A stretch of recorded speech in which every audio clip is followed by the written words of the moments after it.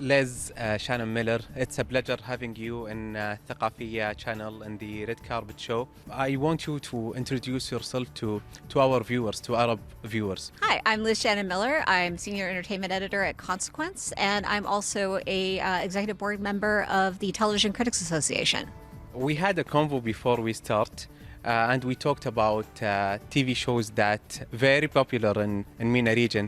ومن بين الأعمال اللي فاجأ لز انتشارها الواسع بالعالم العربي مسلسل شوغن اللي فاز ب 19 جائزة من بينها أفضل مسلسل درامي ليكون أول عمل بلغة غير الإنجليزية يحصل عليها. I was surprised that Shogun is very popular in the MENA region, but as we were talking about it further, the fact that Shogun is such a well-established universe within itself. It has a very clear sense of the time period it's set in and the setting it takes place during.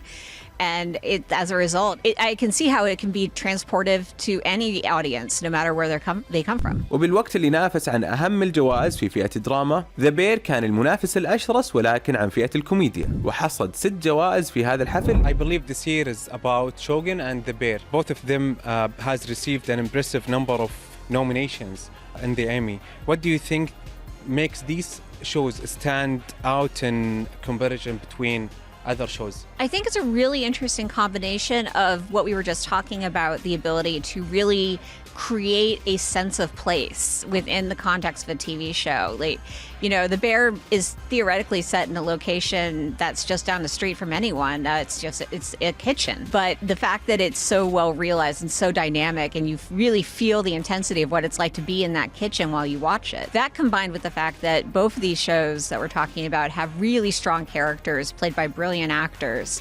These are characters that you connect with and engage with, even no matter what language they're speaking in. And as a result, creates really universally appealing television. Even Shogun dive into historical moments in Japan history, and both of them are very popular in MENA region, and even Fallout. And I believe there is something between Shogun and Fallout about building a universe about the characters. Do you agree with me? I do, absolutely. I think that what really stands out about both shows is that they're transportive, and they also have the advantage of being built on strong, having a strong core to them. In the case of Shogun, it's telling a story, a very important story in Japanese history in a way with a perspective that we haven't seen before.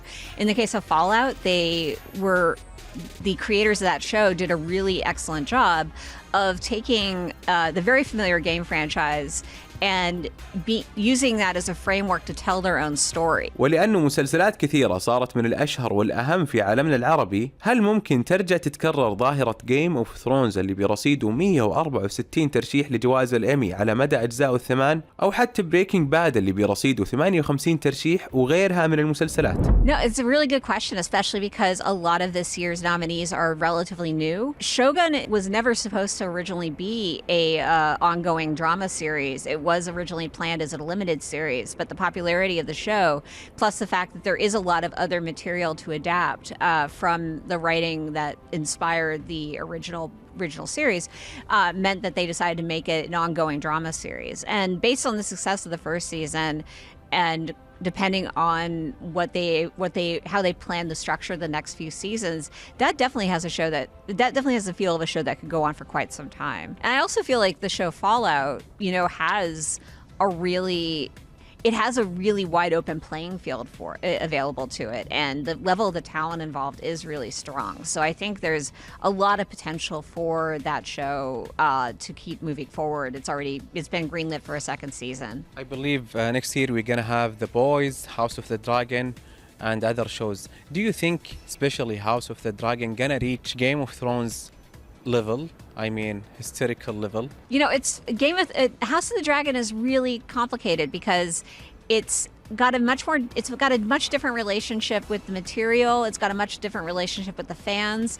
It's essentially adapting relatively obscure material that's very, very much and it's taking a lot of liberties with that material, with the original book. So it's complicated because I think the first two seasons of that show genuinely felt like they were kind of setting up seasons 3 and 4, which will be the final seasons, and which will probably be pretty amazing. Like, they've got a lot of stuff planned that they've been essentially laying the groundwork for all this time. So seasons 3 and 4 could be really incredible. George R.R. Martin recently just came forward and critiqued the way that House of the Dragon is adapting his books. Deleted the post like half an hour. Yeah, but I mean, the internet never forgets. And so it's going to be complicated because I think it could become really great television while also still not necessarily winning over the fans it needs to win over. وبالمقابل نجومنا من العالم العربي لاقوا شهرة كبيرة عالميا بالسنوات الأخيرة. Have you ever watched an Arabic TV show? I've watched American produced shows because there have been some really great artists who have been able to make their name in American television. Rami was, of course, a really successful and really fun comedy for its run on Hulu. The recent Netflix series Mo was really compelling, and of course Mr. Robot, which was created by Sam Esmail, who is half Egyptian, and starred Rami Malek. I thought that was some of the best television made in the 21st century. It just really is an incredible collection of actors and storytelling. So Liz, finally, if you have only one trophy, who would you give it to? I would say that the show Reservation Dogs never got its proper due during its run. It was some of the best TV produced by FX maybe ever. Just a really wonderful comedy from such a strong point of view that told such amazing stories and had such amazing characters in it.